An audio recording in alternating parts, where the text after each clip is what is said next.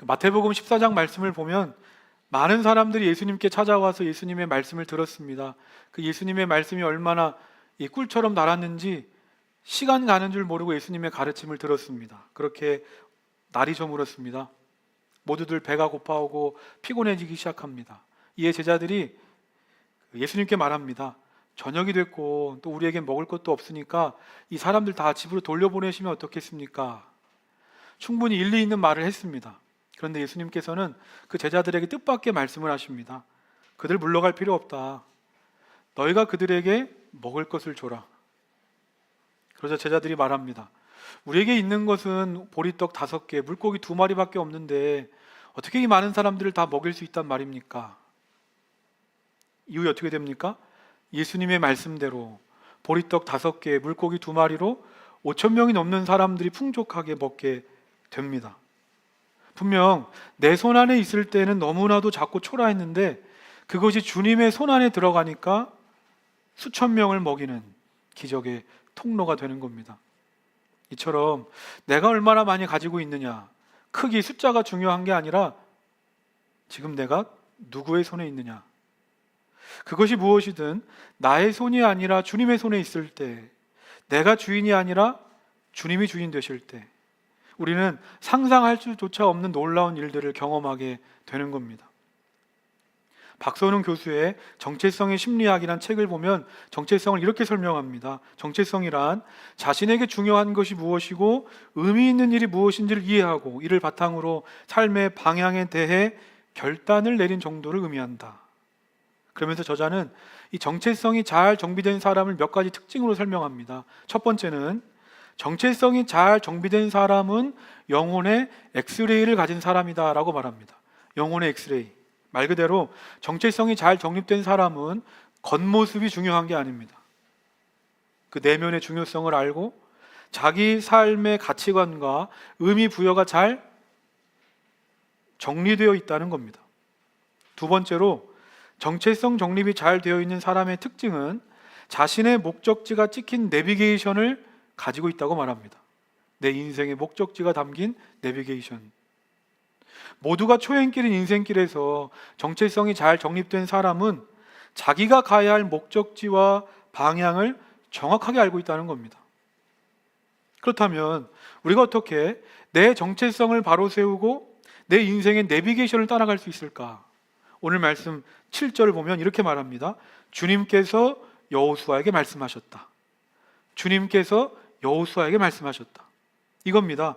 짧은 한마디일지 모르지만 여호수아에게 하나님의 말씀이 들렸습니다. 그 말씀을 듣는 순간 나는 누구인가? 나는 무엇을 향해 살아가야 하는가? 내 정체성을 발견하고 내 인생의 목적지가 찍힌 내비게이션이 장착되는 겁니다. 저는 바라기를 여호수아에게 하셨던 이 주님의 말씀이 오늘 우리들에게도 들려지게 되기를 소망합니다. 이렇게 나를 향한 하나님의 말씀을 듣고 내가 누구인가, 무엇을 위해 살아가야 하는가, 내 정체성, 내비게이션이 갖춰지니까 여호수아가 어떻게 합니까? 40년 광야 생활을 마치고 그토록 고대하던 가나안 땅 눈앞에 둔 상황입니다. 그런데 그 앞을 요단강이 가로막고 있고 요단강을 건너가면 또 가나안 원주민들과의 전쟁이 기다리고 있습니다. 요단강을 넘는 건 물론이고 가나안 원주민들과의 전쟁까지 다 이전에 경험해보지 못했던 길입니다. 모든 인간은 한 번도 경험해보지 못한 문제를 할 때 두려워하고 또 낙심합니다. 그런데 여호수아가 두렵기는커녕 뭐라고 말합니까? 5절입니다. 여호수아가 백성에게 말하였다. 당신들은 자신을 성결하게 하시오. 주님께서 내일 당신들 가운데서 놀라운 일을 이루실 겁니다. 놀랍지 않습니까? 이전에 가보지 않은 길입니다. 또한 지금 요단강은 물이 가장 높이 범람하는 시기로 수백만의 이스라엘 백성들이 요단강을 건넌다는 건 불가능한 일입니다. 그런데 여호수아가 고백합니다. 주님께서 내일 당신들 가운데서 놀라운 일을 행하실 겁니다. 지금 여호수아의 마음이 앞으로 놀랍게 일하실 하나님에 대한 기대감으로 가슴 벅차 있는 겁니다. 당연히 내가 주인이 돼서 내 손으로 하면 할 수 없습니다. 두렵고 떨립니다. 그런데 주님이 주인 되셔서 주님의 손 안에 들어가면 나는 상상조차 할 수 없는 놀라운 일들이 일어나는 겁니다. 내 인생의 내비게이션 되신 하나님께서 나를 요단강으로 이끌어가고 계신다. 하나님의 말씀에 순종하여 여호수아가 그 길을 걸어갔더니 알 수 없는 미래를 보고 두려워하는 것이 아니라 오히려 기대하게 되는 겁니다. 어떤 사람은 자기 인생에 하나님이 행하시는 놀라운 일이 없다고 말합니다. 그런데 곰곰이 생각해 보면 그것은 우리가 하나님의 역사하심이 없어도 될 만큼 나에게 익숙하고 편안하고 안전한 길만 가기 때문은 아닐까. 정말 우리 삶에 하나님의 행하시는 놀라운 일을 경험하길 원한다면 하나님의 인도하심을 따라 때로는 이전에 가본 적 없는 길을, 내게 익숙하지 않은 길을 가야 한다는 겁니다. 왜 그렇습니까? 이전에 가본 적 없는 길을 갈 때 비로소 우리는 하나님만 바라보고 하나님만 의지하고 하나님이 말씀해 주실 때까지 기다리고 그 뜻에 순종하게 되는, 진정 하나님이 이끄시는 길을 걸어가게 되기 때문입니다. 오늘 말씀 3절, 4절 우리 함께 읽겠습니다. 시작. 백성에게 명령하였다. 당신들은 레위 사람 제사장들이 주 당신들 하나님의 언약궤를 들어서 매는 것을 보거든 진을 철수하여 제사장들의 뒤를 따르시오. 당신들이 이전에 가보지 않았던 길을 가기 때문에 제사장들이 당신들이 가는 길을 안내할 것이오. 그러나 당신들과 언약궤 사이는 2000보쯤의 거리를 띄우고 그 궤에 가까이 가지 마시오. 여호수아에게 말씀하신 하나님께서 이스라엘 백성들에게 말씀하십니다. 제사장들이 언약궤를 메고 앞장서 가면 그 언약궤를 뒤따라가라. 언약궤는 하나님의 임재를 상징합니다. 그러니까 언약궤가 우리 길을 앞장서 간다는 건 하나님께서 친히 우리가 가야 할 길을 인도해 주신다는 겁니다. 그러므로 상황과 환경을 보며 두려워하는 것이 아니라 지금까지 어떤 문제와 어려움 속에서도 나를 지키시고 인도하시고 승리케 하신 그 하나님만을 바라보며 가라. 하나님께서는 언약궤를 따라가라 말씀하시면서 한 가지 강조하시는 게 있습니다. 그것은 언약궤와 백성들 간의 거리입니다. 성경을 보면 2000보쯤 거리를 띄우라고 말합니다. 여기서 말한 2000보는 오늘날 900m 정도 되는 거리라고 말합니다. 그러니까 제사장들이 언약궤를 메고 앞장서 가면 백성들은 바로 뒤따르지 말고 언약궤와 900m 정도 거리를 두고 뒤따라 오라는 겁니다. 왜 그렇습니까? 지금 이스라엘 백성들은 200만이 넘는 대규모 집단입니다. 그런데 언약궤를 바로 뒤에서 쫓아간다면 아마 그 무리 앞에 있는 사람들만 언약궤를 볼 수 있었을 것이고 뒷사람들은 보지 못할 겁니다. 그래서 1km 정도 거리를 두고 앞에 있는 사람이든 옆에 있는 사람이든 뒤에 있는 사람이든 모든 이스라엘 백성들이 자기 눈으로 직접 하나님을 보고 따라가라는 겁니다. 언약궤가 가면 나도 가고 언약궤가 멈춰서면 나도 멈춰섭니다. 내 삶의 어떤 자리에서 내가 무엇을 하고 있든지 언제나 앞을 보면 하나님, 하나님의 언약궤, 하나님의 말씀이 있습니다. 내 삶을 내가 통제하고 내가 결정하고 내가 다스리는 게 아니라 철저하게 하나님의 임재, 하나님이 결정하시는 걸 따라가는 내 삶의 영적 루틴이 생기는 겁니다. 저는 여기서 오늘 우리에게 주시는 메시지를 발견합니다. 우리는 불안하거나 조급하면 기다리지 못하고 성급하게 행동합니다. 그래서 하나님보다 앞서갑니다. 내가 정한 시간, 타이밍에 하나님을 억지로 끌어당깁니다. 이 정도까지 했으면 이 정도 결과가 나와야 되는데, 이렇게 되어야 하는데, 내 속도가 하나님의 속도보다 앞설 때면 늘 내 안에 불안함이 증폭됩니다. 저는 이 새로운 예배 처소에서 새롭게 시작하는 우리 교회와 또 물결의 모든 성도들이 오늘을 기점으로 하나님과의 바른 거리를 유지하게 되시기를 소망합니다. 내가 어디서 무엇을 하고 있든지 하나님이 보이는 영적 거리를 유지하라. 그래서 내가 결정하는 것이 아니라 하나님이 움직이실 때까지 기다리고 하나님의 임재가 보일 때 움직이는 영적인 여유, 영적인 루틴을 가져보자는 겁니다. 아니 내가 지금 하나님의 언약궤를 따라가고 있는데 언약궤만 놓치지 않고 따라가면 방황할 일 없고 낭비할 일 없고 위험할 일이 없는데 그 길 끝에는 약속의 성취, 가나안 땅이 기다리고 있는데 설령 내가 지금 어느 길을 가는지 몰라도 또 어떤 문제가 나를 기다리고 있는지 몰라도 우리는 두려울 게 없는 겁니다.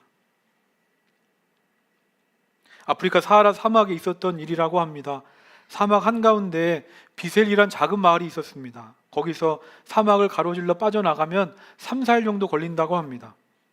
그런데 불행하게도 그 마을 사람들은 한 번도 그 사막을 떠나본 적이 없는 겁니다. 벗어나려고 여러 번 시도했지만 어느 방향으로 가든 결국 제자리로 돌아오는 일이 계속됐기 때문입니다. 그러던 중에 영국 사람 켄 레먼이라는 사람이 그 마을에 들어갔습니다. 사람들이 마을을 벗어나려고 애를 썼지만 계속해서 제자리를 돌아온다는 이야기를 듣고 이상하다 싶어 그 원인을 찾아보기로 했고, 청년 한 사람을 고용해서 사막을 건너게 하고 그 모든 과정을 지켜봤습니다. 그 청년은 열흘 동안 사막을 헤매다가 결국 다시 원점으로 돌아왔는데, 켄 레먼은 그 과정에서 사람들이 이런 어리석은 행동을 반복하는 이유를 알게 됐습니다. 그것은 이 원주민들이 북극성의 존재를 몰랐기 때문이었습니다. 켄 레먼은 그 청년에게 사막에서 빠져나가는 방법을 알려줬습니다. 낮에는 충분히 휴식을 취하면서 자라, 체력을 아껴라, 그리고 밤이 되면 북극성을 따라가면 된다. 오늘 우리 인생이 마치 이 사막의 원주민들과 같지 않습니까? 뭔가 열심히는 하는 것 같은데, 힘들게는 사는 것 같은데 돌아보면 늘 제자리 걸음입니다. 왜 그렇습니까? 북극성을 보고 가야 되는데 북극성을 보지 않고 북극성 없이도 잘 산다고 생각하기 때문입니다. 저는 깨닫게 됩니다. 아, 우리에게는 북극성을 볼 수 있는 밤의 시간이 필요하구나. 낮에는 무엇이든지 잘 보입니다. 그게 전부인 것 같습니다. 그런데 진짜 결정적인 건 밤에 보이는 거구나. 이 말은 낮에는 잠만 자라는 얘기가 아닙니다. 밤에만 일하라는 게 아닙니다. 내가 무언가 하고 내 생각과 뜻대로 주장하는 낮 시간 말고 나에게 아무것도 보이지 않는, 내가 할 수 있는 게 아무것도 없는 영적인 밤의 시간, 즉 하나님만 바라보는 시간이 우리에게 필요하구나. 시편 119편 105절입니다. 주님의 말씀은 내 발의 등불이요 내 길의 빛입니다. 하나님의 음성을 듣는 건 추상적 차원의 일이 아닙니다. 하나님의 말씀은 내 발의 등불이요 내 길의 빛으로 내 장래의 길을 비춰줄 뿐만 아니라 지금 현재 즉각적인 필요에 대한 나침반이고 북극성이 된다는 겁니다. 이어서 5절 말씀 함께 읽겠습니다. 5절입니다. 시작. 여호수아가 백성에게 말하였다. 당신들은 자신을 성결하게 하시오.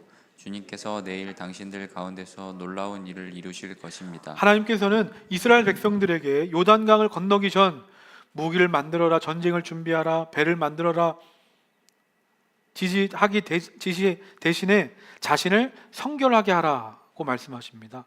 자신을 성결하게 하라. 왜 그렇습니까? 하나님께서 이끄시는 길의 성패는 내가 하나님의 편에 서 있느냐 아니면 내가 하나님의 편에 서 있지 않느냐로 결정되기 때문입니다. 누가복음 14장 18절부터 20절, 우리 주보 있는데 함께 읽겠습니다. 시작. 그런데 그들은 모두 하나같이 핑계를 대기 시작하였다. 한 사람은 그에게 말하기를 내가 밭을 샀는데 가서 보아야 하겠소. 부디 양해해 주기 바라오 하였다. 다른 사람은 내가 겨리소 5쌍을 샀는데 그것들을 시험하러 가는 길이요. 부디 양해해 주기 바라오 하고 말하였다. 또 다른 사람은 내가 장가를 들어서 아내를 맞이하였소. 그러니 가지 못하겠소 하고 말하였다. 이 말씀을 보면 주인의 잔치에 초대받았지만 여러 가지 이유로 그 초대를 거절하는 사람들이 나옵니다. 한 사람은 밭을 사서 못 가고, 한 사람은 소를 샀는데 그 시험해야 못 가고, 어떤 사람은 장가 들어 못 간다고 합니다. 잔치에 참여하는 이유는 다 다양하지만 본질적 이유는 하나입니다. 주인이 베푸는 잔치에 그들은 관심이 없는 겁니다. 주인의 잔치가 우선순위가 되지 못한다. 언제나 내가 우선이 되고 내 것만 중요하게 생각합니다. 아니, 그 밭은 남의 밭도 아니고 내가 산 밭으로 언제든지 갈 수 있습니다. 또 그 소는 오늘만 날이 아닙니다. 그리고 오늘이 결혼식 당일도 아닙니다. 모두가 현실적으로 나에게 이익이 되는 것에만 관심이 있지 하나님께는 관심이 없습니다. 우선순위가 완전히 바뀌어져 버렸습니다. 이들은 처음에는 하나님의 인도하심을 따라 이전에 가보지 않았던 길을 믿음으로 걸어갔었던 사람들이었습니다. 그런데 그 길을 걸어가면서 자기도 모르게 하나님을 바라보는 것이 아니라 세상을 바라보기 시작했고, 그러면서 하나님 아닌 다른 것에 우선순위를 두다 보니까 결국에 그 길을 완주하지 못하고 중간에 이탈하게 되는 것입니다. 잠언 1장 23절입니다. 너희는 내 책망을 듣고 돌아서거라. 보아라, 내가 내 영을 너희에게 보여주고 내 말을 깨닫게 해주겠다. 우리는 거룩, 성결 생각하면 복잡하고 어렵게 생각합니다. 그런데 그렇지 않습니다. 이 말씀 그대로 세상을 향하던 관심을 하나님께로 돌이키는 겁니다. 오늘 말씀 5절에 나오는 이 성결하게 하다라는 단어를 원어적 의미로 보면 단순히 도덕, 정결을 의미하는 게 아니라 나 자신을 하나님께 맞추다라는 의미입니다. 그러니까 나 자신이 하나님께 속할 수 있도록 세상을 향하던 나 자신을 세상에서 분리시키고 하나님께 돌아서라는 겁니다. 요단강을 건너야 하고 또 이후에는 여리고성 전투를 해야 하는데 하나님은 왜 이때 성결을 말씀하실까? 하나님께서는 하나님의 백성들을 통하여 하나님의 뜻을 이루길 원하시는데 진정 내가 그리고 우리 교회가 하나님의 뜻을 이루어 갈 만한 삶의 모습과 믿음, 인격을 가지고 있는지를 하나님은 보시다는 겁니다. 하나님께서는 금그릇이나 은그릇처럼 우리가 보기에 좋고 화려한 그릇을 찾으시는 게 아니라 언제나 깨끗한 그릇을 찾으십니다. 내가 깨끗한 그릇이 될 때 거룩하신 하나님께서 쓰시기에 합당한 존재가 되기 때문입니다. 때로는 세상과 다른 내 모습, 구별된 내 삶이 부담이 될 때도 있고 나를 힘들게 하고 또 나를 어렵게 만들 수도 있습니다. 누군가는 뭘 그렇게까지 사냐고, 적당히 하라고, 내가 봐도 무모한 길일지도 모릅니다. 하지만 우리가 명심해야 되는 건 거룩하고 성결한 인생을 하나님께서는 귀하게 보시며 반드시 그 인생을 하나님이 책임져 주시기 때문입니다. 그러므로 지금 내가 요단강 앞에 서 있다면 다른 것보다 내 삶의 거룩, 정결, 이 하나님과의 관계의 재정립을 위해서 기도하시기를 바랍니다. 문제 해결을 구하기 전에 먼저 하나님과의 관계를 위해서 기도할 때 이전에 가보지 않은 그 길 위에서 놀랍게 일하시는 하나님을 보게 될 줄로 믿습니다. 이어서 오늘 말씀 6절입니다. 우리 함께 읽겠습니다. 시작. 여호수아가 제사장들에게 언약궤를 메고 백성보다 앞서 건너가라고 명령하자 그들은 언약궤를 메고 백성들 앞에서 나아갔다. 지금 요단강은 곡식을 거두는 시기로 이때쯤 되면 헬몬산의 만년설이 녹아내려서 이 요단 강물이 가장 범람하는 때라고 합니다. 최고조입니다. 그런데 이때 강에 들어가라. 비상식적이고 말이 되지 않는 얘기입니다. 게다가 하나님께서는 너희가 이 요단강에 들어가면 어떻게 될 거야 라고 말씀하지 않으셨습니다. 오히려 모든 것을 집어삼킬 것 같은 그 두려움의 파도 속으로 내 발을 내디디라 말씀하신다는 겁니다. 하나님께서 말씀하실 때 아무런 변화도 없었습니다. 그런데 제사장들이 믿음으로 순종하여 강물에 발을 내디디니까 강물이 갈라지고 마른 땅이 나오는 겁니다. 우리 늘 이렇게 기도합니다. 하나님, 이번 일이 잘 되면, 문제가 해결되면 제가 그때 가서 잘 섬기겠습니다. 주일도 잘 지키고 열심히 신앙생활 하겠습니다. 이 문제 앞에서 하나님의 살아계심을 보여주면, 하나님이 나와 함께 하신다는 분명한 증거를 보여주시면 제가 주님 믿고 따르고 헌신하겠습니다 생각합니다. 그런데 놀라운 건 오늘 말씀 어디를 봐도 이스라엘 백성들이 하나님께 그런 요청을 하지 않았다는 겁니다. 그저 믿음으로 그 길을 걸어갑니다.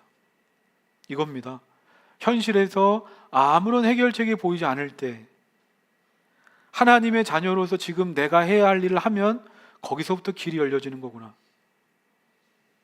읽진 않았지만 13절 말씀 보면 언약궤를 맨 제사장들이 범람하는 요단 강물에 발을 담그는 순간 강물이 멈추기 시작합니다.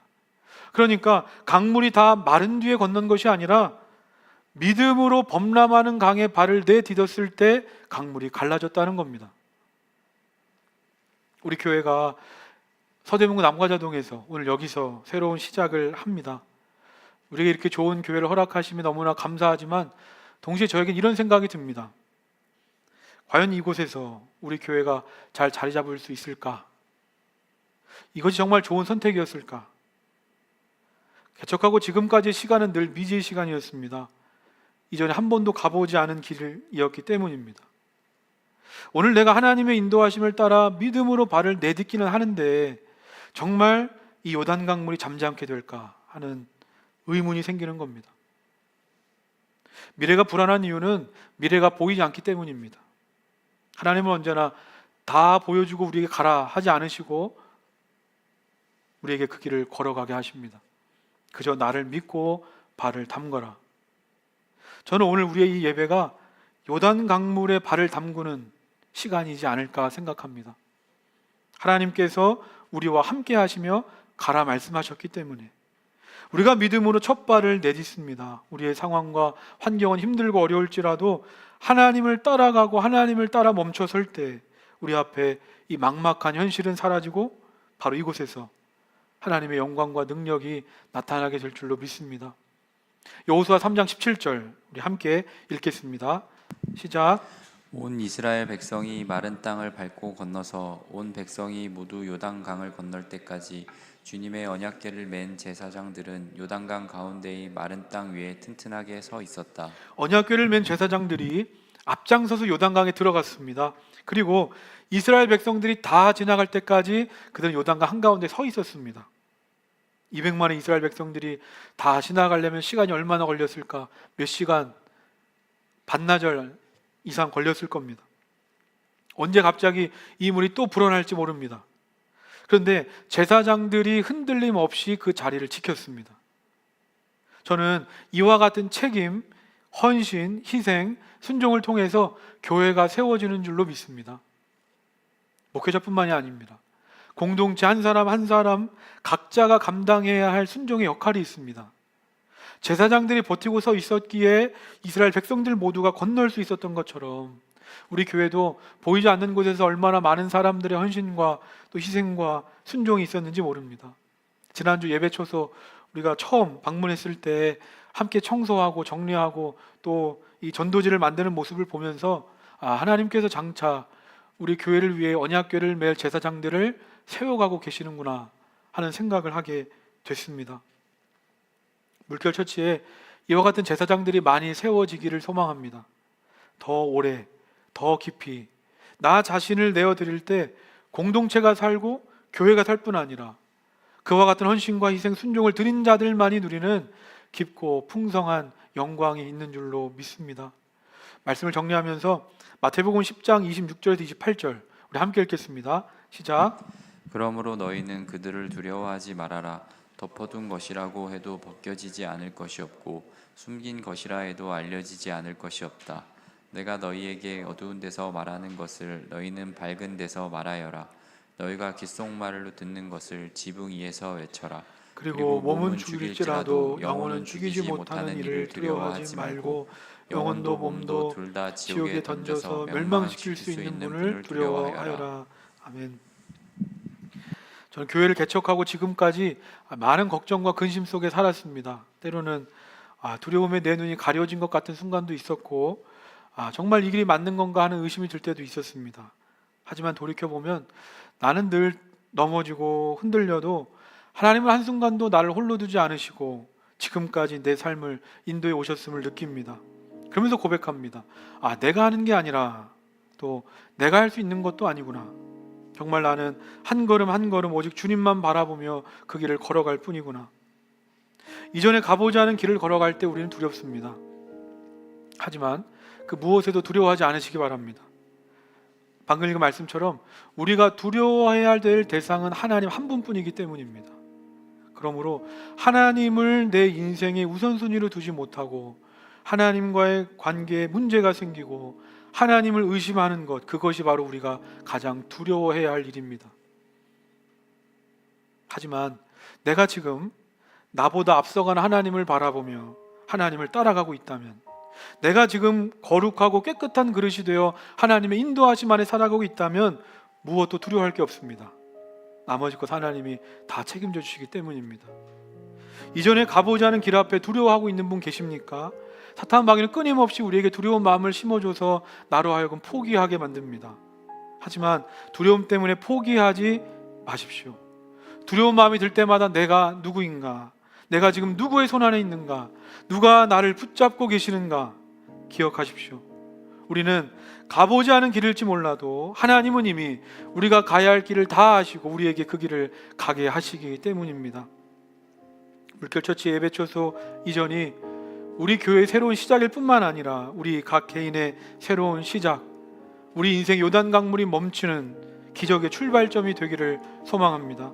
미래의 불안함은 이곳에 다 쏟아놓고 우리보다 앞서가시는 하나님만 바라보며 믿음의 발걸음을 내디딜 때 하나님께서 나의 믿음의 발걸음을 통해서 놀랍게 일하실 줄로 믿습니다. 오늘 말씀을 기억하면서 우리 함께 찬양하겠습니다.